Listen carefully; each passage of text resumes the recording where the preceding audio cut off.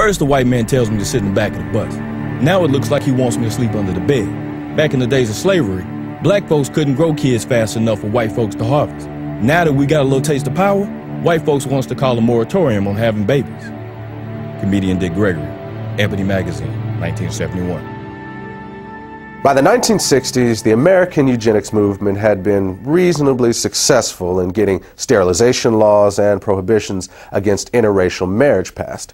They also had some success in getting states to mandate sterilization for those convicted of even non-sexual crimes, and some states began to require sterilization as a condition for receiving welfare or health care.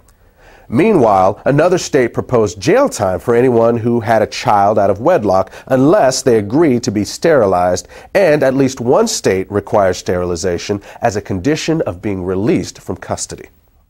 But these laws were not producing the results Planned Parenthood and others in the eugenics movement wanted. They also began to fear that federal courts were going to eventually rule that these kinds of measures were unconstitutional. At about the same time, however, something new was being introduced to American society. It was called the birth control pill, and the eugenics movement quickly saw it as the perfect solution for controlling the population of people they had always seen as oversexed, unsophisticated, and lazy. But what they would eventually discover is that while the pill was enthusiastically embraced by whites, it was generally rejected by blacks, despite the fact that Planned Parenthood focused its marketing on the African American community and located the vast majority of its facilities in black neighborhoods. What Planned Parenthood and the rest of the eugenics movement did not count on was that many blacks did not want to reduce their numbers. In fact, they saw high birth rates as the most effective way to increase their power in the American political system. The other reality was that an increasing number of African Americans were becoming suspicious that a hidden agenda was behind the birth control revolution. Even those who once supported the idea of population control were beginning to sense that it actually meant black population control. This feeling was evident in June of 1970 when the Black Caucus walked out of the first National Congress on Optimum Population and Environment being held in Chicago. Felton Alexander of the National Urban League and the chairman of the Black Caucus said the action was taken because of clear and unmistakable evidence that the purpose of the conference was to legitimize the extermination of the black population. By this time, many other civil rights advocates were beginning to see the same thing. Contraceptives will become a form of drug warfare against the helpless in this nation. Jesse Jackson, 1971. There is a campaign to bombard the poor with pills and potions. If this movement continues, we soon may be accused of fighting poverty by eliminating the poor and overcoming hunger by removing the hungry.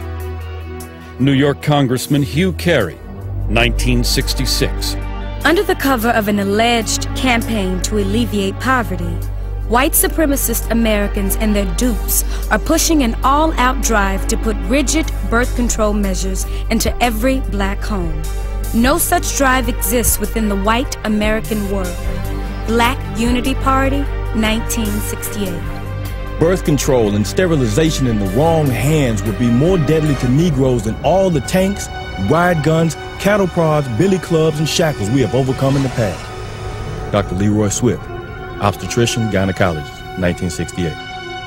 As it became clear that a growing number of African Americans were connecting the dots between birth control and black genocide, eugenics organizations began calling for the U.S. government to add birth control chemicals to the nation's food and water supply. It was even suggested that this strategy could be specifically targeted at urban neighborhoods. This idea was widely embraced in the eugenics movement and taken seriously enough by the government to be discussed at a 1969 meeting at the United Nations. Under the plan being considered, a couple could apply to the government for permission to have a child, and if approved, they would be given an antidote to the population control chemicals they had ingested in their food and water. Interestingly, the idea that government should have some sort of licensing agreement to regulate who would and would not be allowed to give birth was not a new one. In 1934, Planned Parenthood founder Margaret Sanger had proposed that the U.S. government implement a system in which women would not have the legal right to have a child without a permit from the government, and that these permits would only be good for one baby. But eventually, proposals like forced sterilization, chemicals in the food and water supply, and government control of childbearing were abandoned by most people in the eugenics movement. Despite the fact that many of them openly advocated such ideas, they would come to realize that there was really no practical way to carry them out. But for all their failures, what the eugenics movement had accomplished was to lay the foundation for the next phase of their plan. And this is where they would find the success that they had been chasing for over 100 years.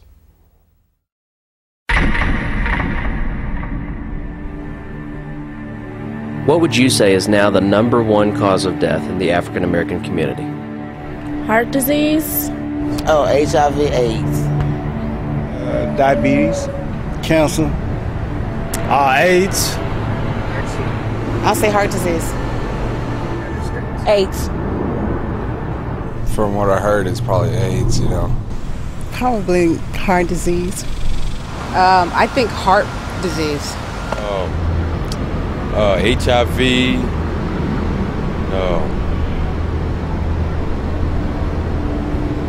Gang violence.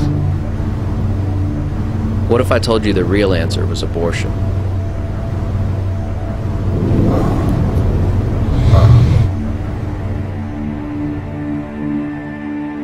Since 1973, legal abortion has killed more African Americans than AIDS, cancer, diabetes, heart disease, and violent crime combined. Every week, more blacks die in American abortion clinics than were killed in the entire Vietnam War. And the largest chain of abortion clinics in the United States is operated by Planned Parenthood.